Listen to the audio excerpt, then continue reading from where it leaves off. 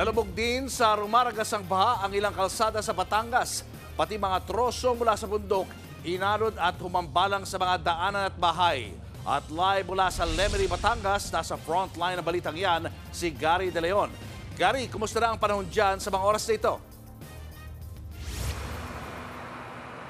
Julius, nandito ako ngayon sa area ng Lemery, Batangas, kung saan kanina hanggang bewang nga yung baha na dumaan dito nung rumagasa dito sa lugar na to. At ngayon ay nagsasagawa na ng clearing operation yung LGU at yung DPWH para maging passable na at maging madaanan ng atong kalsada. Naghalo kasi yung putik at tubig dito sa lugar at ngayon ay matinding traffic na yung nararanasan ng ating mga kababayan dito. Pero kung binaha sa Lemery, binaha rin ang ibang lugar at nagkaroon pa ng flash flood sa Batangas.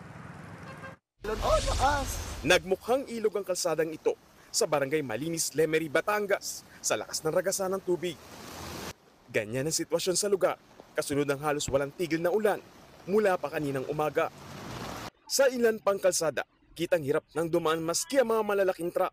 Ang ibang sasakyan, gumilid na lang muna habang hinihintay na humupa ang baha. Nagkaroon din ng flash flood sa Agoncillo, Batangas. Inado ng tubig pati ang mga troso mula sa bundok papunta sa mga kalsada at mga bahay. Sa lakas ng buhos ng ulan, sinamahan pa ito ng pagragsa ng lupa galing daw sa bundok. Naging maputik ang kalsada dito sa Lemery, Agoncillo Road, kaya naging pahirapan sa mga motorista ang pagdaan sa lugar na ito. Marami sa mga residente ang nagulat sa taas ng tubig na rumagasa. Pagbalik namin, gano'n na siya, rumaragasa na yung tubig, may mga kasama ng kahoy, at delikado na para sa aming mga motorista. Ligtas naman ang mga residente. Bumaba rin ang tubig kalaunan pero nag-iwan ito ng putik sa mga kalsada. Doble kayod sa paglilinis ang mga tauhan ng DPWH kasama ang mga residente. Bukod sa baha, nagka-landslide rin sa bayan ng Laurel. Bumigay ang bahagi ng kalsada sa barangay San Gregorio.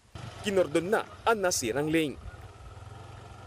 Sa ngayon, Jules, patuloy yung assessment na sinasagawa ng Batangas PDRMO dito nga sa area ng Batangas. At ang maganda rito sa nangyaring pagbaha ay walang casualty at wala ring na mga nasirang mga bahay. Julius. Maraming salamat, Gary De Leon. Mga kapatid, Julius Babaw po.